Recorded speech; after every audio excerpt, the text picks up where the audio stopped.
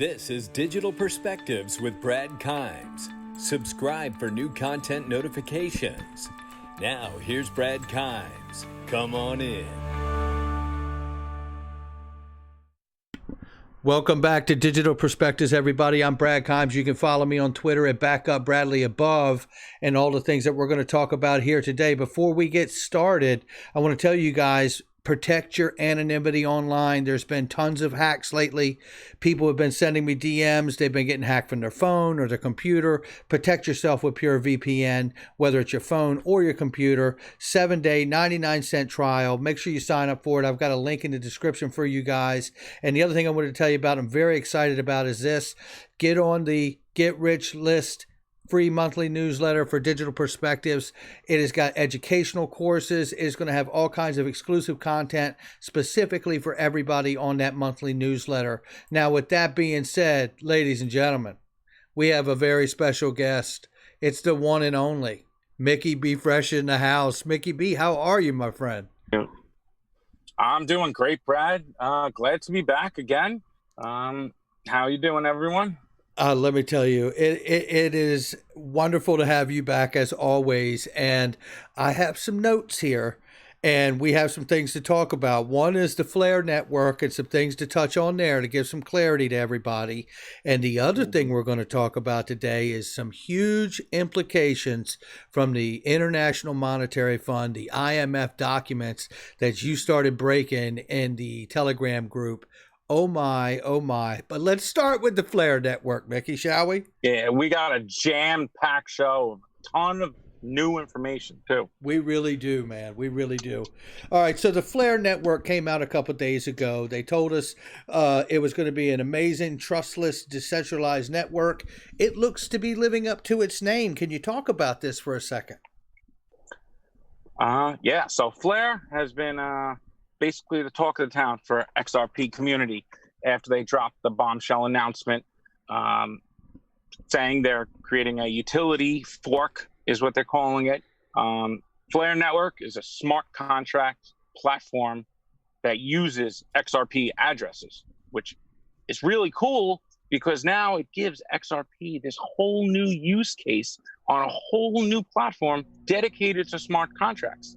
And you keep your private key, your key is the same, you keep the same address, and you could use your XRP in smart contracts without clogging up the XRP ledger or taking away any of the great things that come with the ledger in speed and scalability.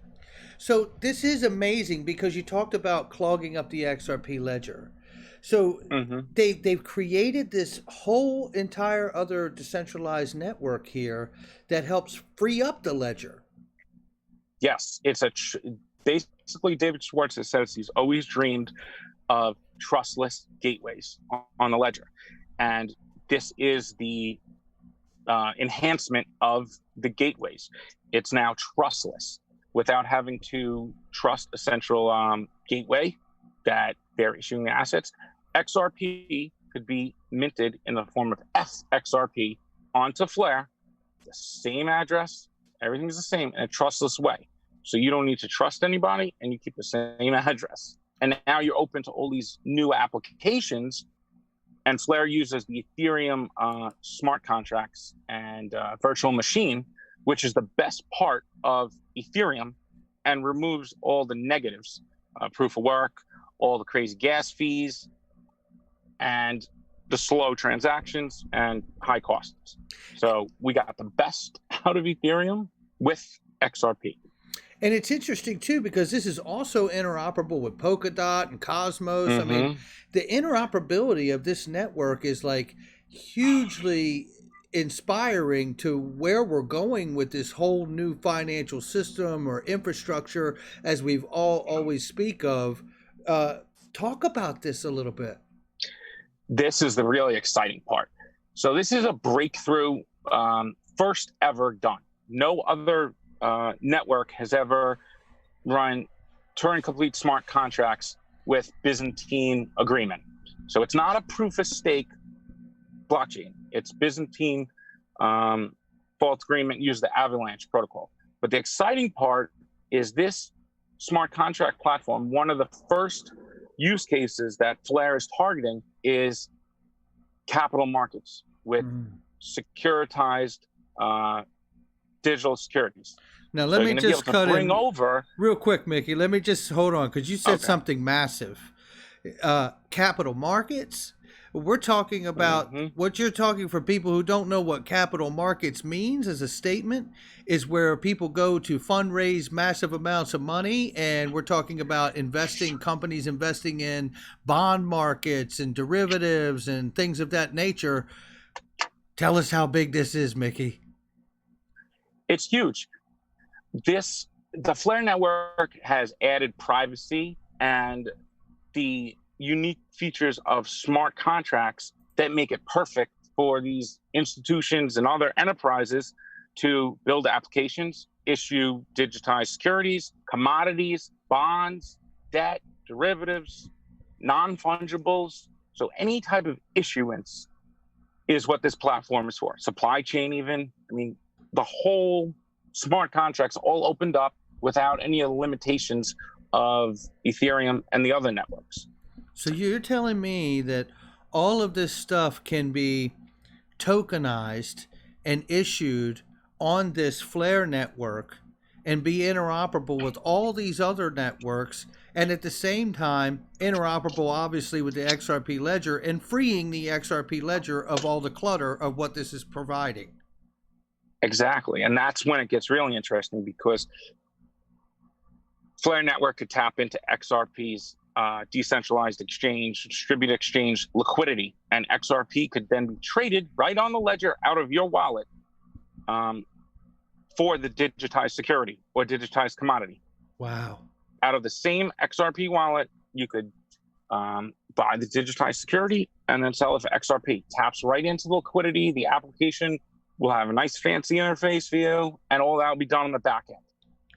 And this is something that's never been done. No other network has done this. And I think it's huge because it's the first real sign of us seeing what they're building. Yeah. And it's a modular architecture of a bunch of sister networks and custodian networks and interledger that's going to all then connect to the heart, which is the XRP decentralized exchange and marketplace. And that's where the trading and liquidity will then just ramp up as more use cases come. So you brought a clip with you today. It's a 37-second clip. Set this clip up for everybody, and then I'll let it roll when you get done setting it up. Absolutely. So this is from the Interledger Summit spring 2019. Okay. I believe this is the CTO. And he's describing their primary focused use case, which is issuing securitized assets onto Flare. And this is important to note. Securitize is a partner with Flare from their inception. So we know Ripple invested in them, SBI, Santander. They're well-known, probably the biggest security token issuance company who's already a partner before they even launched. This is remarkable. Let me go ahead and spin this clip right now for everybody. Here we go. And by the way, Mickey, you may or may not hear this because of the way we're presenting the clips to the audience. So if you don't hear anything, don't worry. It's just the way we're presenting it. No problem. That we're particularly interested in is, so on the Flare network as well, we allow we use the XRP ledger key algorithm. We swap that out in the Ethereum virtual machine. So we let the user hold on just to one key, and they can have an asset that's, say, a securitized asset, and that can be expressed in a contract form from its inception on the Flare network with all of the KYC restrictions and trading restrictions that would apply to that. And an exchange could plug into the Flare network on one side and then say the XRP ledger on the other side for liquidity for that asset. And it would all be unified to that one key that the user has. Cases that were. Wow. You know, he's really showing a lot there. Tell us about this, because it sounds like the XRP ledger is being freed up to just be this massive pool of liquidity for every other protocol, the way he's laying this out to me here. It's the trading platform and real-time gross settlement, automated order book. It is the ultimate exchange, and it's the built universal into ledger. the protocol. Other securities exchanges, crypto, traditional stock markets could plug in through the gateways, and it creates a big distributed exchange around the DEX on the ledger. And Wow. what's even cooler is you could build in KYC, AML, and whitelist that XRP address on Flare so that the user is fully compliant and can trade on a decentralized exchange with complying with all the regulations and KYC. Oh my goodness. Yeah. And this is the same wallet. This is remarkable. So, okay. So we're wrapping on this stuff. That's the Flare network where we are today. We're going to keep people posted on more information. On that, though. Yeah. This brings smart contracts to XRP. This is absolutely a whole new use case that we were unaware of, and it will bring more value to XRP. And it shows how, I guess, modular. That's where I'm going to leave off. And I think we should just pay attention to that as new developments come at Logos. That's all I wanted to say. No, well said. And what I'm going to do now, because we're going to change gears and go to the IMF and the document there. Is that fine? Sure, yeah. Okay. All right, so let me pull this up so everybody can see. All right, Mickey B is straight fire. Always has been, always will be. International Monetary Fund. He pulls this out and drops it in the group early this morning. And I got to be honest, when I saw it, I just lost my mind. You know where we've been on this channel when it comes to designating cloud-based services and protocols as financial market utilities and things of that nature by FSOC. And right now, I just have the face page up, to let everybody know this is the United States Sector Assessment Program, technical note on supervision of financial market infrastructures, resilience of central counterparties, and innovative technologies. Mickey, what are we about to see? Well, this is a recommendation paper, 1 of 5, from the IMF to the United States. And they lay it out pretty well. This is probably the first document I've seen paragraphs written about RippleNet. And you want to pull up the first page? I sure do. Should I start with 103? They get into some details about RippleNet that I've never seen IMF say, BIS, any central bank come out and say. I mean, it's always been a big secret. Well, it's not anymore. Well, here we go. I'm starting with 103. Is that okay, Mickey? Yes, perfect. Okay, so we'll do all the numbers and go through, and then we'll do the diagram at the end. Is that all right? Perfect. Got it. Okay, so here we have, and I'm going to read this section, then I want Mickey B to comment on these sections. So, risk specific to payment service providers other than payment systems overseen by the FRB are not fully addressed by dedicated regulatory requirements. The money transmission acts at state level at date backing to 1970s and are designed to protect consumer transactions sent as remittances, not payment infrastructures like activities such as offered by card payment schemes, certain DLT-based platforms. Card payment schemes are not considered to be retail payment infrastructure and have not been designated as systemically important by FSOC. Hold up, Mickey. We've talked about this. We're getting into good stuff. Despite processing payments with annual values of trillions of dollars through multilateral arrangements, hold on common rule books, Visa considering itself to be a global payment system, RippleNet is designed as a wholesale payment system without being subject to payment system specific requirements, come on in, other than requirements posed by banks. There is, however, some limited scrutiny by FinCEN and the Federal Reserve. There is no dedicated regulatory regime for new types of digital services, such as gateway services, APIs, NFCs, access, or digital wallet services. Talk about this real quick before we go any further, Mickey. Now, this is the first of like 5 times that the IMF brings up regulatory clarity is needed. Right. And mentions Ripple. So they're going to bat for Ripple in this whole paper right here. Now, RippleNet is not regulated by any one entity, and Ripple themselves are not regulated by any one entity. So what IMF is saying is, show us the rules. What rules are we supposed to follow? What regulations? Who's in charge? And that's something Ripple's been banging the drum for months now. And now you got the IMF going to bat for them. And I think that's really important. And they're mentioning systemically important networks in the same sentence as RippleNet. So everything you've been talking about has been right on. It just blows my For the past mind. year, this is confirmation. This is confirmation in a very, very big way that this is what's needed to legitimize the entire system of RippleNet and XRP in one fell swoop.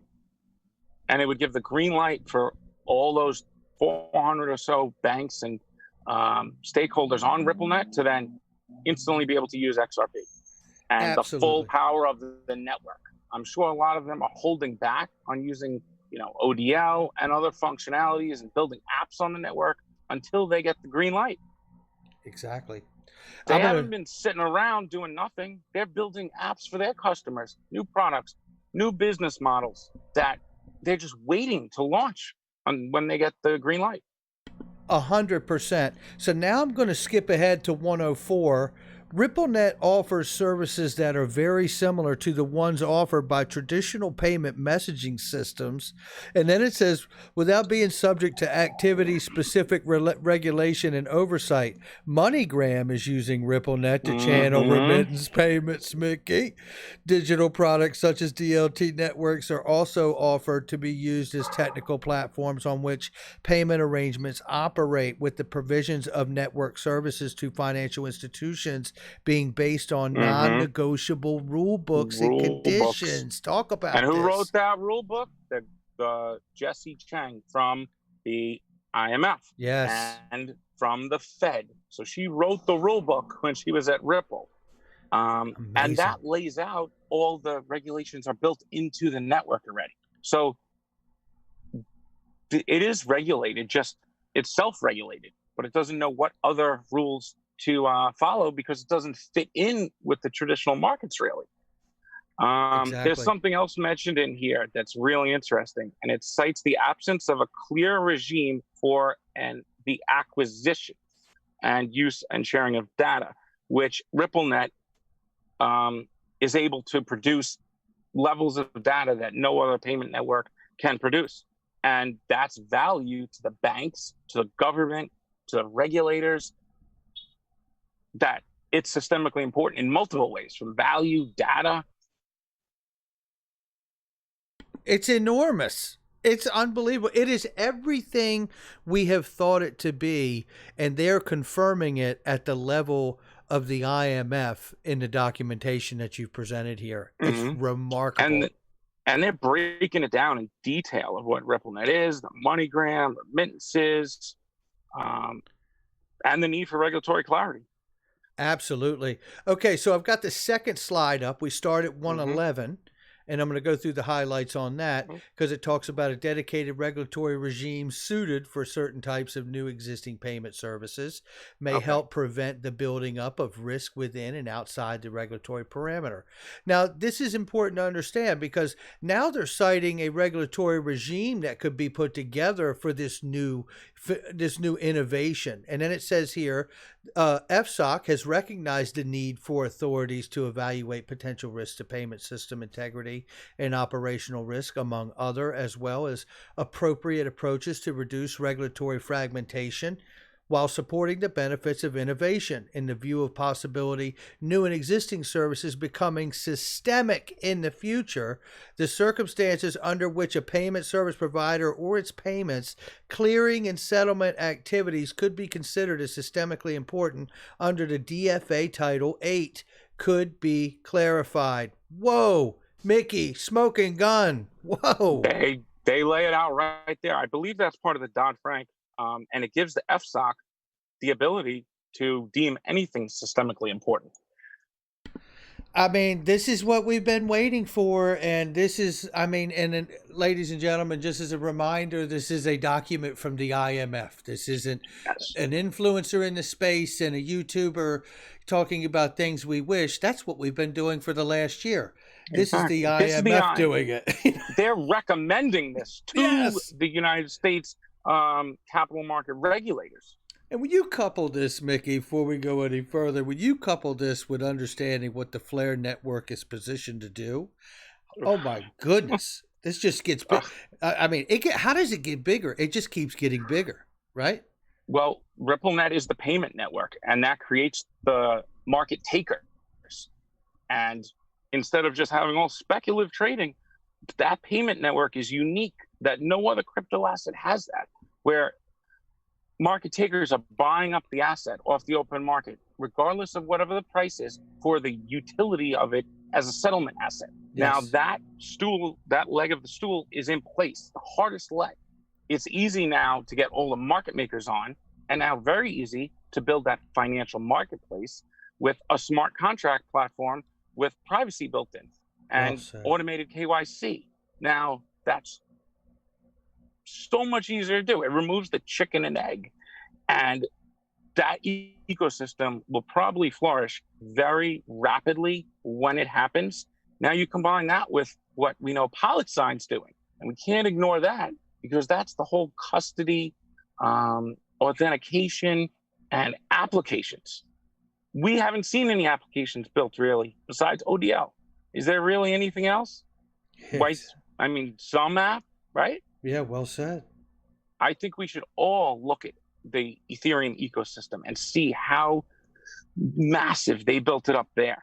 And now look at XRP and say, this is all coming there, but in a organized, professional way with multiple enterprises and institutions building apps that will work together instead of just freelance developers playing around with code on GitHub. That's what happened on Ethereum. And it was a patchwork of different projects thrown together. And it still proved to work. It did. Yeah. What a great way to say it, the way you just laid it down. Distributed ledger technology 112. DLT can be used as a platform for clearing and settlement of value, including fiat, currency, stable coins, virtual assets, derivatives, and securities. Pretty self-explanatory, but nonetheless very exciting hearing it from the IMF.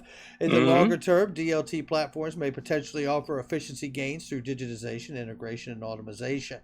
Now let's move down here real quick to 113, where you highlighted adoption of DLT platforms. On 112, I like how they just say technology could be proprietary or based on open source. And that's exactly what RippleNet is. Absolutely. It's a combination of both. That's right. Yeah, well said. So 113, adoption of DLT platforms to perform clearance and settlement activities in the U.S. has been limited. So far, application has been mainly in functionalities that are non-core to clearing and settlement activities, notably for the DTCC Trade Information Warehouse, which was record retention and asset servicing infrastructure for OTC derivatives, CLSnet, CLS, which is also a systemically important financial market utility for those that don't know, which is a netting calculator, calculating agent, using smart contracts for non-CLS currencies without offering settlement. They might be talking about a different CLS than I'm talking about. No, that's the CLS. Is it the right CLS? Because I noticed. Yeah, they're just. Go ahead. They're barely using any of the technology. Of the technology, got it. Okay. They're using off-chain smart contracts. I mean, that's not even like dipping your toes in. Yeah, right. And then DLT is employed on premise to mitigate complexities that may arise from outsourcing or cloud usage. So far, adoption for the FMI participants is in the early stages, and participants link through APIs.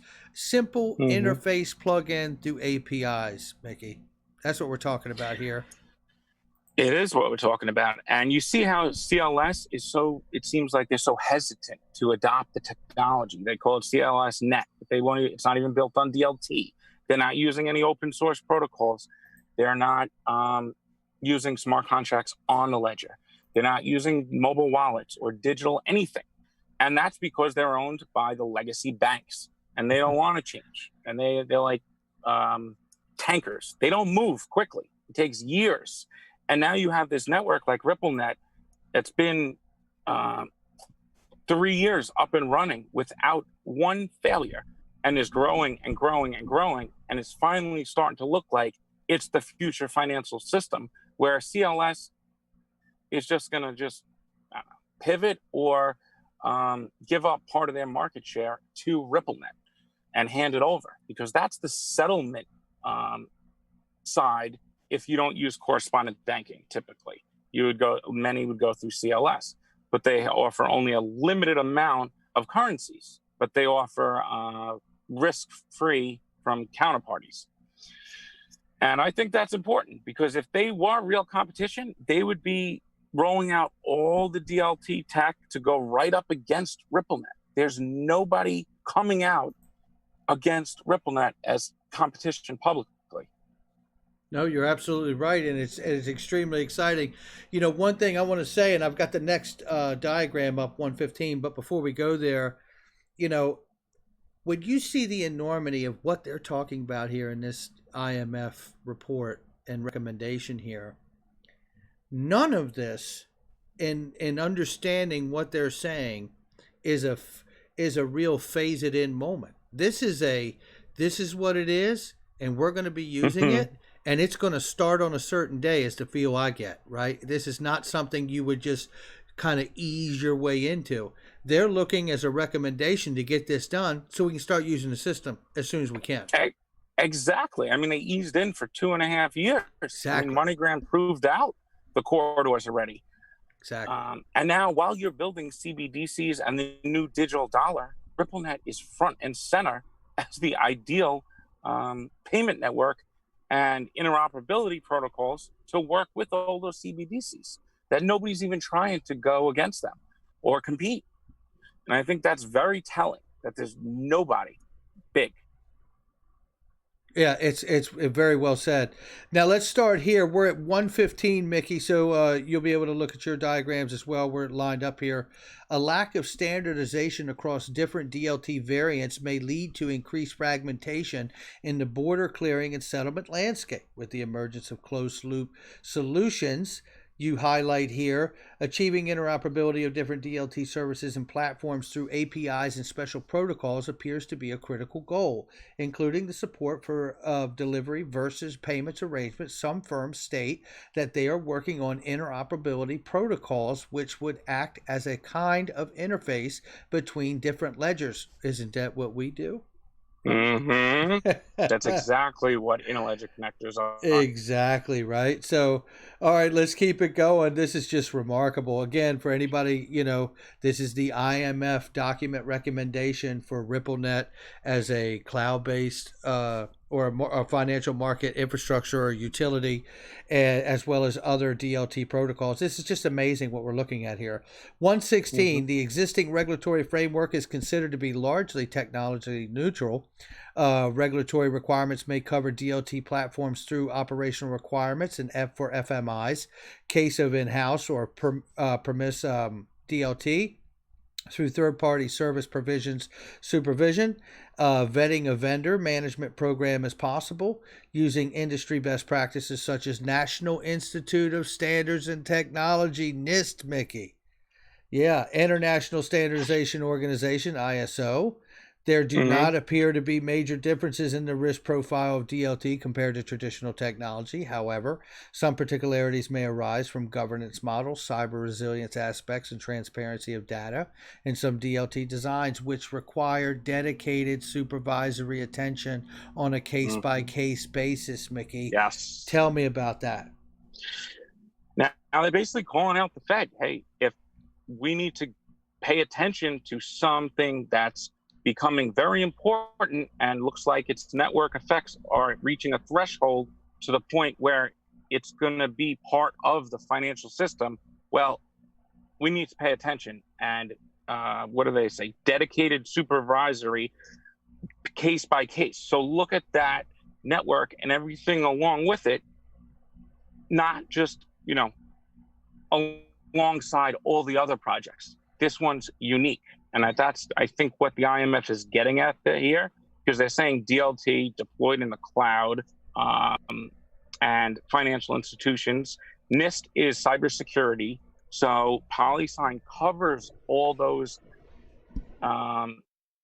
inefficiencies in KYC and AML that banks deal with and are high costs. Now, PolySign is going to eliminate those high costs. It's going to lower the risk to the banks. So we're de-risking, lowering cost, improving efficiency, increasing liquidity, and driving up more economic growth because we're moving more value.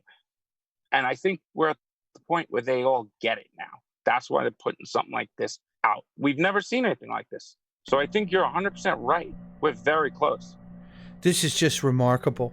It really is remarkable. And I keep being overwhelmed by the things that I'm seeing written in this document. It's always been a secret. Oh, they don't say XRP. They don't say Ripple. I know they don't say XRP in this, but it's obviously they're explaining the details of RippleNet and how it's designed. So we know XRP is at the heart of everything RippleNet's doing. Absolutely. And with banks having the green light to custody, I mean, everything's in place if FSOC says go. Yes, absolutely. So, okay, 117, further adoption of DLT requires authorities to continue monitoring and to keep pace with developments. Let me jump down to the highlights here. Not all authorities appear to be comfortable with the provision of providing special regulatory treatment to new market entrants or new technologies. Potential is seen for industry engagement and a cooperation to foster standardization. They're scared, Mickey. They're scared. Now that sounds like a negative thing that, oh, well, we don't want to give special regulatory treatment. But by saying that, they obviously can do it. But some authorities may not. But it shows that FSOC has the ability, if it came down to it, for them to give special regulatory treatment because there is no precedent. And that's what we've been talking about all along. FSOC having the power to designate something like RippleNet as a financial market utility and systemically important to the system. And we're off to the races. Exactly. Ripple, they've run the technology through hundreds of sandboxes over and over again the past 5 years. So it's well proven and it's live. It's remarkable. Let's move to 118. Attention should be placed on potential emergence of new risk in connection with deployment of DLT. The widespread use of DLT may result in highly complex environment with strong reliance from FMIs on multiple third-party services, including the possibility combination of using major providers of DLT platforms, network services, DLT-based third-party applications, protocols, and cloud services, which may raise issue of concentration of lack of susceptibility. Yes. In particular, if a particular platform on network services would reach a critical threshold, furthermore, attention may be given to data handling and data protection. So what I'm getting from this is what I talked about in this morning's video. The banks asking in open letters to the OCC, which is another regulatory body connected to the Treasury, and they're asking for more clarity, and that really comes down to the liability issue. At what point does the liability leave my hands as a sender and go to the responsibility and accountability hands of the receiver when I'm on some new technology protocol like DLT? Exactly. And now that's where Ripple has a solution that many of the other networks don't have. They're either using unproven smart contracts, which are really dumb contracts, where RippleNet, the whole process of ODL is automated and atomic end to end. So when they get the price of USD to Mexican peso, they hit OK. That is the price, and the transaction either goes through or doesn't go through. So there's no more risk that payments will fail, will get lost, will get hacked, because it's automated and atomic. And the goal is to synchronize them end to end. And they're the only ones who've been able to do that. And with a digital asset in the middle, it technically acts as a stable coin, because when they hit send, XRP's price is locked in. So yeah, XRP is a stable coin for that 1 or 2 minutes of the ODL transaction, like the Capco doc said. Absolutely, man. I mean, this is so remarkable, and by that, I think people need to understand, if they don't already, that doesn't mean that XRP will be worth $1, right? No, it has not. No. Yeah. Okay. So I'm going to pull there's another thing in here that's just above that. That was interesting, how the SEC gave a no action letter to Paxos to operate a new DLT security settlement system during a pilot period. And that's what Flare will be able to, they'll be able to plug into something like Flare and the XRP ledger. Exactly what Paxos built right there. And I don't think it's a coincidence that they brought that up right in that section too. Yeah, I agree. There's no other network that's going to reach a critical threshold anytime soon. Yeah, exactly. I mean, Libra's not live, so who else is there? Bitcoin? Yeah, and I think we know what's going on there. And we'll get to that. We'll get that into a second. Let's do the diagram real quick, and then you made me think of something. Oh, there's one more page, wasn't there? I don't think so. If you did, maybe I don't have it. First one, no. With Calibra? No? No, I don't think so. If I don't have it, let's do this diagram, and then I'll go back and look real quick. Yeah, it just mentioned RippleNet 2 more times and said the rule book is for a transfer mechanism. That's gotcha. All. Okay. So let's talk about this diagram here. It has everything laid out from central bank end to end to retail payments on the front. Whether we're talking about money remittances, checks, card payments, real-time payments, credit card transfers, direct debits, interbank, USD, FX. Mickey, this is the entire financial system laid out in front of our face, isn't it? It is. And I think the placement of where DLT platforms and where RippleNet is on this diagram is very telling, because it's very close to Fed accounts. Yes. It's adjacent to it. It's right there. And it's actually closer than even the RTP and ACH are. And in this document, I didn't save that screenshot. It mentions the idea of providing Fed Reserve accounts to these systemically important non-bank financial networks like Ripple.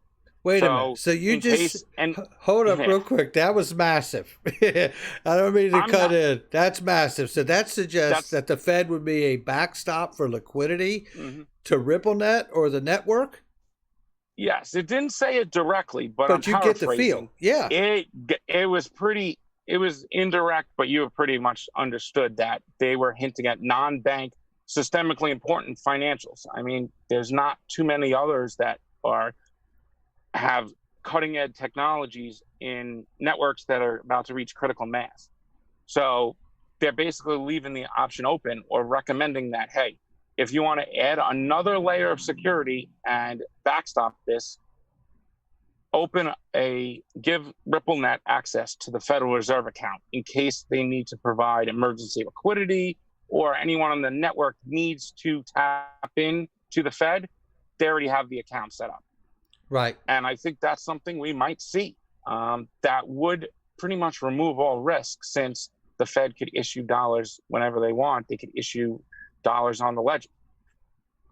I mean, this is just remarkable. And that, in fact... And also, they could hold XRP legally, too, because they're a bank under the OCC. Absolutely. They can have it on their balance sheet just like any other bank. And that's a massive statement. And, to be, a backstop, to Fed to be the backstop for these things like RippleNet is really what it means to get that classification of systemically important financial market utility. If you are in the fold, if they make this happen, and I don't see how it works unless they do make it happen. That's the point here. All right, let me get back to this. I think PolySign is an important part of that in standard custody. So this has obviously 100%. Been discussed. So maybe it's not Ripple who has it, But if Standard Custody acts as the digital bank on RippleNet, they're able to be the account with the Fed that could provide the liquidity or any type of fail-safe that's needed. And I think that's where PolySign is going to be huge. And it plugs all the holes that there's any doubt about. Absolutely. Well said. Mickey, let's final thought this thing. Tell me what is going to come of all of this. I mean, this is massive, massive recommendation from the IMF for RippleNet. This is huge. So in 2 days, a matter of 2 days, we just got 2 bombshell pieces of information that completely change where they're building this ecosystem, like us being able to see it. We have the IMF going to bat for XRP and Ripple to provide regulatory clarity. And we have a brand new smart contract platform for XRP to be used on for all types of asset issuances, tokenized securities, commodities. All these things were not available 2 days ago. Exactly. So the Flare network is much bigger than I think many people realize. Smart contracts are going to just boom. And Xspring's incentivizing all these developers. We're going to just start seeing apps go up left and right out of Flare because it's so easy to build on. And they're creating a test network, and they're funded very well. So you have Logos building DeFi. And I just want everyone to visualize this. It's XRP at the center at the bottom, and then all these other modular complementary networks that are specifically designed for certain use cases and users and stakeholders to interact on. The privacy of Flare, the speed of Logos, and Interledger, which is going to tie all them in together. So like this, no other crypto asset has this. So anyone who says, oh, XRP could never go to that value, this and that, it's just like any other asset. It could be a bridge asset. No, what they're creating could not be replicated. And it will give them an advantage that no other private Hyperledger, Corda, Cardano can even match. So as the masses start piling in and the stakeholders and capital markets, they're going to have the ecosystem already built and the infrastructure in place that's perfectly set up and positioned to be used to where they don't need to go anywhere else. There's no negatives. There's no drawbacks. There's no sacrifices. It's all beneficial to them. And if you hold XRP, I'm just saying you might want to raise your ceiling on where the price could go with all these new developments, because now we have new use cases. I want to leave off with that. And we've yet to see true institutional money come into the crypto markets. And I don't think we will in the current market infrastructure. We're going to see a transition to a more DLT based and the value chain getting unbundled compared to where it is now, where exchanges do everything. Hold your crypto, manage liquidity, custody, KYC, AML, do the order books. That's going to get unbundled, and they're going to evolve into Upholds, blockchain.coms, eToros, where they're just custodial wallets with a website that offers trading. But you'll get a couple NASDAQs globally and a couple big BlackRocks and prime brokers who will then siphon all those orders into one smaller group of highly regulated exchanges. And I think that's when we could go into the trillion. Sorry, it's really loud where I am right now. It's all good. I'm the lawnmower guys. Just came to my house. DAI. Yeah, that's right. I love it. Yeah, shout out to him. And look, I'm going to final thought this thing with you. And, first of all, well said on your part. And I just simply want to tell everybody, keep your eyes peeled for the FSOC to come out and make a decision, just like the recommendation from the IMF here. This is something we have been talking about for over a year on this channel, and it is extremely exciting to see the IMF reveal their hand and where they feel about RippleNet and DLT technology. This just got bigger. It's huge. It's enormous. We have the senior advisor who wrote the executive order from Treasury on the Ripple's board of directors. So Greg everything Phillips. you're saying is perfectly aligned. Wow. For that all to happen. He was placed there over a year ago. Absolutely. And it all makes sense now because they're all FSOC.